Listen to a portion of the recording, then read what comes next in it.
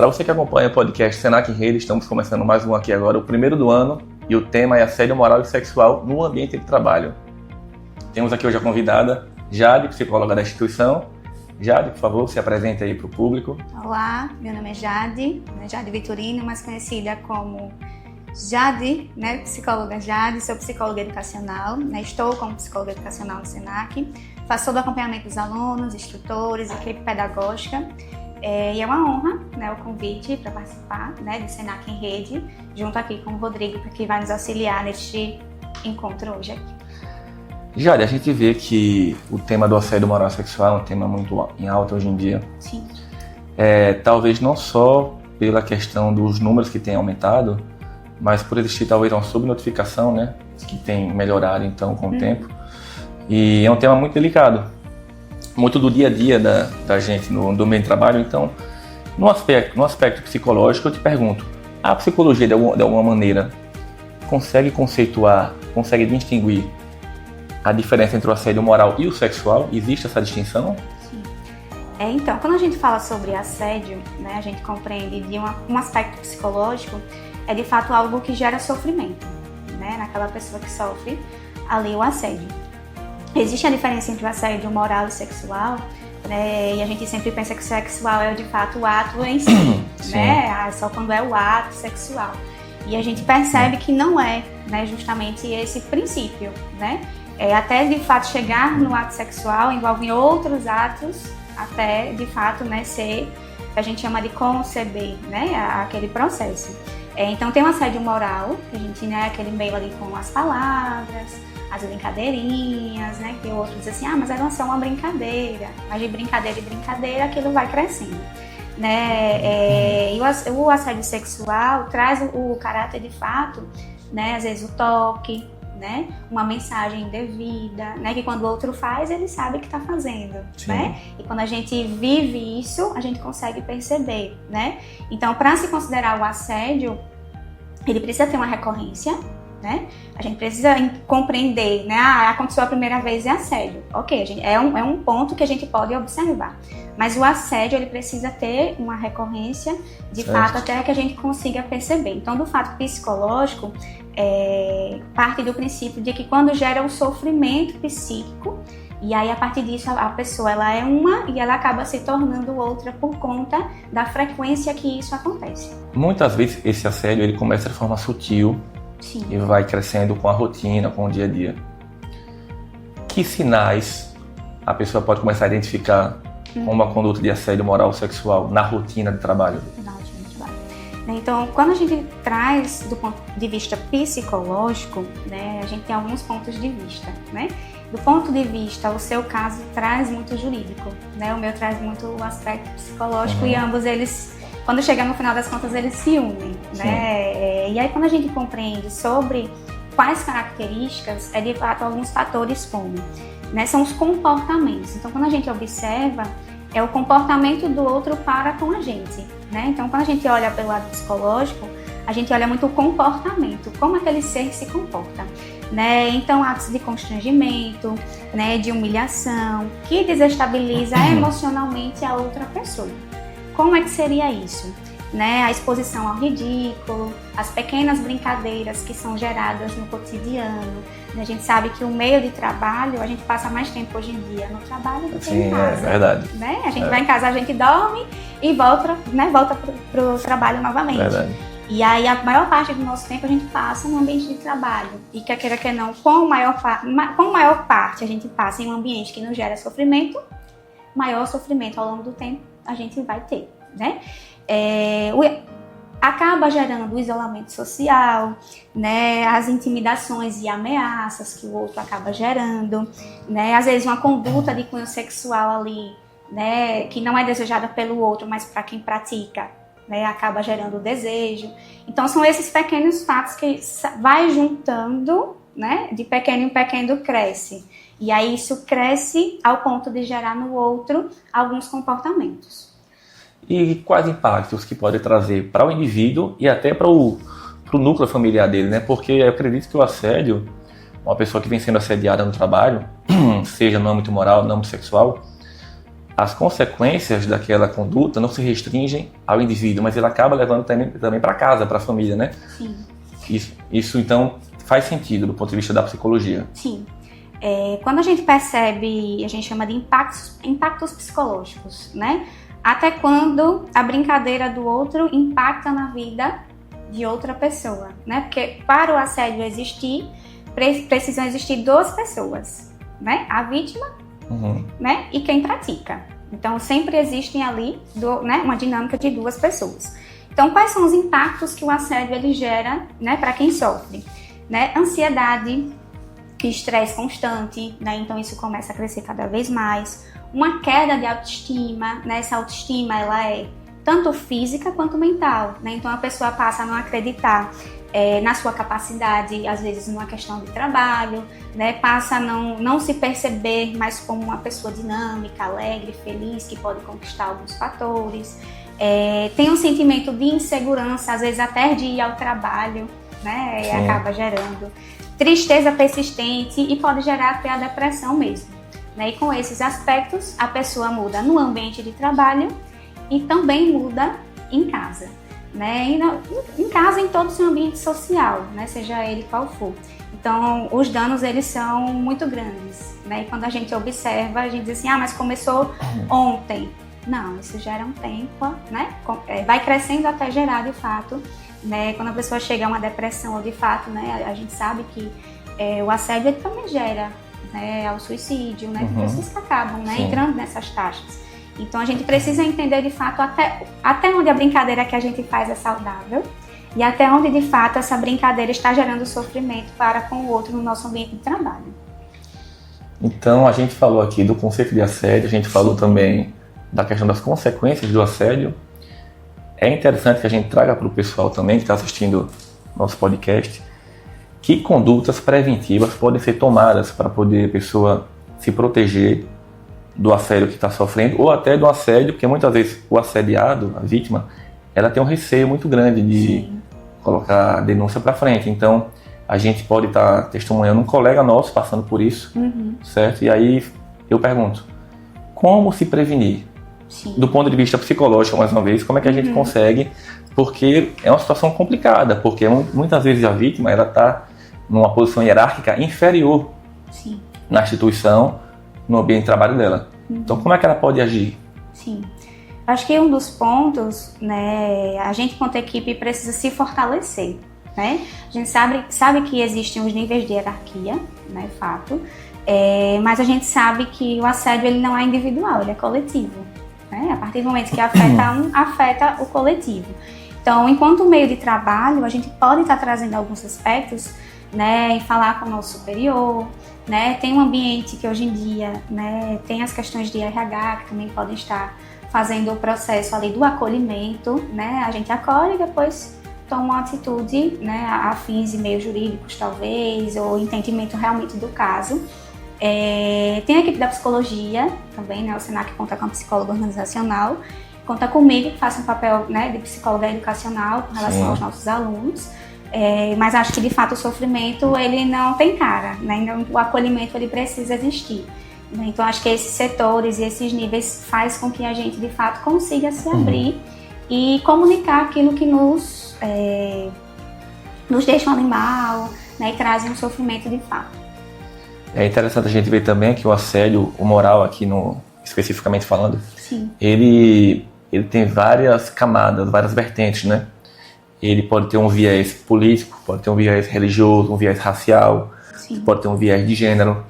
Então a gente observa que tem grupos no dia a dia que são mais vulneráveis à conduta do assédio. Então, eu enquanto advogado não tenho esse dado do ponto de vista da ciência psicológica. Mas acredito que os grupos vulneráveis também, na sociedade, também sejam vulneráveis na questão do assédio. Eu tô falando besteira ou procede? Procede. A gente sabe que existe também, né? Eu acho que quando a gente fala, principalmente, vamos trazer um dado que é aí dos PCDs, pessoas com deficiência, né? Então, quando elas entram num ambiente de trabalho, né, partem do princípio de que às vezes nem falam que são, porque tem um receio do julgamento que pode acontecer dentro daquela instituição, independentemente ela seja qual for. né? Então, uma pessoa com deficiência, ela sofre, o famoso, ela sofre antes de entrar em uma instituição. E aí, quando ela entra, primeiramente ela precisa se sentir acolhida para depois falar. Isso, obviamente, para as pessoas com deficiências que não são visíveis, né? Tem as deficiências visíveis e tem as deficiências que elas não são visíveis, né? Então, é um exemplo específico, mas amplo para a gente pensar, né? Como a gente está acolhendo, né? Eu acolho só aquela pessoa que tem uma deficiência física porque eu estou vendo, ou a outra também que tem uma deficiência oculta, né? Que a gente não consegue visualizar, mas de fato a gente não visualiza e julga, muitas das vezes. Sim. Né? E esse julgamento, às vezes, ele não é falado, mas de fato acaba acontecendo repetidamente, às vezes na exclusão, né, dessa pessoa em um ambiente de trabalho, né, às vezes em processos de vamos ter um cafezinho da tarde e não convida essa pessoa. Sim, entendi. Né? É um assédio velado, né? É de fato assim, você começa um pouquinho a tratar o isolamento social e essa pessoa ela sente, caramba, toda a equipe dela tá lá tomando cafezinho, mas ela nunca tá. E ela nunca tá porque ela nunca é chamada. Nunca é convidada, né? Ela nunca é convidada. Então, quer queira, quer não, isso né, o assédio ali. Traz a exclusão, né? Então, assim, é interessante a gente pensar, né? Acho que quando a gente trabalha assédio, pessoas com deficiência, né? A gente tá trazendo algo específico, mas também tem os outros tipos também, né? A gente isola o colega porque ele não pensa igual a gente, né? A gente não dá a oportunidade dele falar em uma roda de conversa, porque ele nunca tá por dentro de nenhum assunto, né? Às vezes, muitas das vezes, ele é de político X, eu sou de político A. Então, isso no meio de trabalho tem que ser dinâmico, né? A gente acolhe, independentemente de qualquer pessoa, a gente respeita, né? Acho que é o grande ponto que a gente tenta chegar quando falamos em assédio sexual ou moral, é de fato o respeito, né? Respeitar a individualidade daquela pessoa. É o denominador comum, né? Da questão toda, né? Sim. Eu tenho um ponto aqui, mas antes eu vou passar para um ponto específico, que é o seguinte. Como definir o limite entre a brincadeira e o assédio? É uma linha tênue, né? Muitas vezes a pessoa está brincando, mas ela, poxa, será que eu fui longe, né? Isso. Como é que a gente faz isso no dia a dia para delimitar essa linha aqui de diferença entre os dois? Pronto. Quando a gente fala sobre o limite, a gente precisa entender justamente a intencionalidade, né? Com quem isso é tratado e a recorrência que isso acontece. Por quê? Muitas das vezes, quando é uma brincadeira e não acontece mais, a gente parte do princípio que foi um caso isolado. Quando é uma brincadeira que começa a acontecer toda semana, daqui a pouco começa a acontecer todos os dias. E aí você vai vendo a diferença do comportamento daquela pessoa. Aí você vai da vítima, assim, o feedback dela, né? Opa, tem alguma coisa acontecendo, né? Quantas vezes a gente às vezes vê, às vezes a gente observa que isso está acontecendo e a gente também não faz nada enquanto outra pessoa que está ali participando. Sim. Queria que não, se a gente vê e compactua, né? A gente está ali estimulando, né? Então, precisa acontecer com a intencionalidade, né? Precisa acontecer com uma frequência e, no final das contas, precisa gerar um impacto de sofrimento psíquico nesse sujeito, né? Que geralmente ele traz alguns aspectos, né? Às vezes a gente percebe um comportamento diferente do nosso colega de trabalho, né? Às vezes muitos atestados, né? Sim. Aí às vezes você pensa assim, por que fulano faltou, né? E aí a gente vai perceber mais a fundo que é uma fuga do ambiente de trabalho, né? Às vezes não quer participar, né, de X coisas porque aquela outra pessoa vai estar. Então, por que sempre acontece isso, né? E a gente vai começando a entender de fato de onde surge.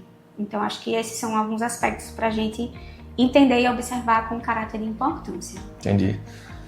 Perfeito. Tem uma questão também que eu trouxe para o debate da gente aqui hoje, que é a questão do assédio. A gente pode pensar que muitas vezes ele vem verticalmente, da hierarquia do superior para o subordinado. Mas ele não está restrito somente a isso. Não. Ele pode vir, então, de forma horizontal. Sim. Como você mencionou agora há pouco, colegas de mesma hierarquia, do mesmo setor, por exemplo, que começam a segregar um colega ali por questão ideológica, política, religiosa. Então vai além do conceito inicial de hierarquia, né? Sim. Não fica preso só essa questão de superior e subordinado, não é verdade? Isso. E nesse ponto, qual o papel dos colegas de trabalho que estão testemunhando uma conduta de assédio? Acho que é importante perceber de trazer esse propósito do que você observa enquanto colega de trabalho, né?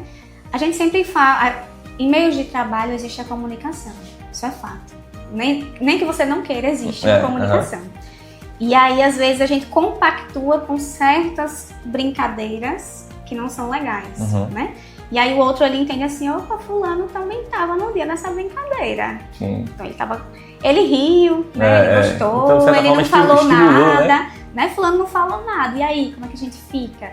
Né? Então parte do princípio de que às vezes a gente, enquanto está vendo, não é que tudo a gente vai ter a maldade, né? Mas é saber compreender o contexto, né? Perfeito. Então se a gente consegue perceber que essas brincadeiras têm uma frequência, tem uma recorrência, e é sempre com a mesma pessoa, e você sempre está nesse meio e não faz nada, quer queira, quer não, você compactua com isso, né? Então é importante observar, né, você que vê, né, que visualiza todo esse tipo de processo, entender que se você também não faz nada, você compactua, né? Então é importante, eu percebo que tem acontecido isso com frequência, eu vou chegar lá no meu gerente, no meu supervisor, no meu coordenador, para que a gente possa conversar, né? Olha, percebo que está acontecendo isso e isso, você também percebe, né? Ou sou eu que percebo? Né? Isso não é julgar o comportamento do outro, mas é ajudar, muitas das vezes, a resolver um sofrimento que ele não precisa ser a longo prazo, né? A gente pode resolver antes do que chegue, de fato, a um comportamento extremo, né? A gente vê muito hoje em dia afastamentos por saúde mental. E muitos desses afastamentos, né, em 2025, a gente teve 500 mil afastamentos pelo INSS por conta de saúde mental. Então, em 2025, nós tivemos 4 milhões de afastamentos. Desses 4 milhões, 500 mil são sobre saúde mental. Né? Depressão, ansiedade, burnout. Isso é o que foi registrado, né? O que foi registrado, né? E a gente sabe que dentro disso não é o assédio em si, mas quanto disso também não é. Que sim, não é, né? Não tá lá visível, né? Isso aqui isso aqui não é, não. Né? Mas de fato acontece isso. E a gente vem de um mundo pandêmico, né? Então pós-pandemia, o que é que a gente percebe? Que o sofrimento psíquico ele aumentou. Sim. Isso é fato. Né? O meio de comunicação que a gente tem, ele é diferente. Né? Hoje em dia, às vezes, a gente percebe que está muito mais no celular. Né? Você prefere dar um oi no celular do que dar um oi para a pessoa. Sem dúvida. Né? Muitas vezes vou no restaurante, saio para jantar e vejo ali um casal jantando à luz de telas. E não à luz de velas, né? Porque tá o casal no jantar romântico, os dois assim. Isso. Então, mudou muito hoje em dia, né? É muito difícil, né? O meio de comunicação. Então, quando a gente observa a saúde mental dentro do meio trabalhista, hoje em dia, né, em 2026, a partir do dia 26 de maio, é obrigatório, né, dentro da NR1, ter os riscos psicossociais. Né? Então, todo aquele colaborador que tem aí problemas com ansiedade, burnout, ele entra como risco. Exemplo, um colaborador que passa a maior parte do tempo trabalhando em altura, o risco psicossocial dele adquirir, né, um transtorno mental é menor do que alguém que trabalha no dia a dia com o público. Mas o risco dele, né, de fato, lá, ergonômico, às vezes é maior do que quem está trabalhando com o público. São riscos diferentes, né, mas que existem todos os dois. Né? Então, antigamente, né, sempre existiu as NRs, né, elas regulamentam lá o meio trabalhista. E a partir agora, né, de 26 de maio de 2026, né, os ambientes de trabalho, né, eles precisam incluir isso e precisam fazer campanhas para que venha, né, justamente a reduzir esses índices. Por quê? É um índice muito alto, se você for olhar. Né? Quando a gente olha no meio disso, o assédio ele faz a maior parte. Né? Ele é muito presente. Então as empresas precisam se adequar a isso. Né? Então fazer palestras, rodas de conversa, ali um atendimento talvez individual com aquele colaborador, justamente para a gente não deixar chegar a tantos afastamentos. Porque a gente, enquanto trabalha, a gente precisa da comunicação, Sim. né, da socialização do nosso trabalho, isso é fato. Então, quando o assédio existe, também gera os afastamentos aí pelo INSS. Perfeito. Então a gente pode observar que é uma obrigação tanto do indivíduo, obrigação tanto individual, como obrigação institucional. Sim. Enquanto empresa, a empresa tem que conscientizar principalmente gestores dos subordinados e trabalhadores de forma individual para que se complementem. Sim. Porque é um trabalho de mãos dadas, é assim que eu enxergo. O assédio, ele não pode cair no colo somente de uma instituição ou do indivíduo. Ele tem que ser uma responsabilidade compartilhada para que a gente possa, a partir daí, colher frutos de uma melhora. Tem um termo interessante chamado Síndrome do Fantástico. É da área da colega Jari, então ela já sabe o que é. Eu achei interessante porque é o seguinte, a Síndrome do Fantástico, aliás, eu vou deixar a psicóloga falar, porque ela pode conceituar muito melhor do que eu. É assim, quando a gente entende, não sei porque você deu risada. Por que você deu risada? Porque o nome é muito engraçado, assim, o porquê do nome, né? Síndrome do Fantástico é a estrela, né? Quando a gente vai olhar no final das contas, né? Não sei se é esse termo que você está querendo utilizar, né? E aí a síndrome do estrelismo, né? Que às vezes acontece no ambiente de trabalho. E aí, às vezes, existe muito o panorama de que a gente vai entender síndrome gera um sofrimento. Né? Isso é um fato. Quando a gente ocasiona, é igual doença. Né? Você diz assim, eu estou doente. Existe alguma coisa. Quando existe uma síndrome, existe também algo que vem daí. E aí essa síndrome do fantástico, né? O que eu posso trazer? De perfeito. Já a gente abordou aqui muitos temas interessantes, né? Muitos pontos importantes, tanto do assédio moral e sexual, mas seria bacana você trazer uma mensagem final para a gente, para o público que assiste, em um conceito tão importante hoje em dia. Primeiramente, obrigada, né, pelo bate-papo, né, foi muito proveitoso. A gente sabe que o assédio, se a gente passar aqui 20 horas, vai triplicar e é muita coisa. Tem muito o que falar, né? Tem muito o que se falar e que bom que existe um lugar de fala para que a gente possa falar e como a gente puder explanar é importante. Né? A gente, como instituição, né, a gente tem, né, eu enquanto psicóloga educacional, faz todo o aparato ali com os estudantes, né, com a equipe pedagógica, mas caso necessário a gente também, né, fica de acolher, né, a você que está do outro lado. Eu acho que a gente precisa dar voz a isso, né? Então, caso você esteja, né, falar sempre é um passo importante, né? E caso esteja passando por isso, não precisa passar sozinho, né?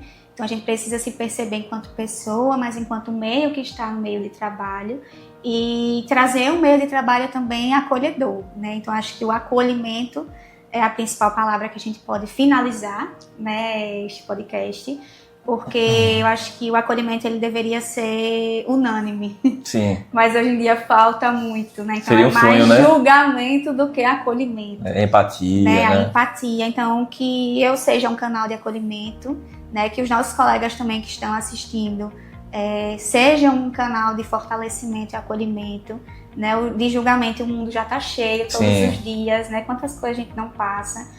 Mas para que possamos fortalecer, né, enquanto equipe, enquanto colegas, a gente não precisa amar nem ser amigo do outro, mas precisa respeitar, né? Então que a gente possa trazer o respeito, né, nas nossas relações cotidianas, independentemente ela seja qual for, né, com o nosso aluno, com o nosso colega de trabalho, com o nosso gestor, com o nosso diretor, né? Independente do nível de hierarquia, a gente precisa trazer o respeito e o acolhimento. Mais uma vez, muito obrigada. Eu que agradeço a presença da nossa colega Jari, que contribuiu muito com a gente aqui hoje. Tenho certeza que daria para fazer 10 horas de podcast aqui, porque o tema é muito, muito rico em detalhes, né? Muito profundo e muito importante nos dias atuais.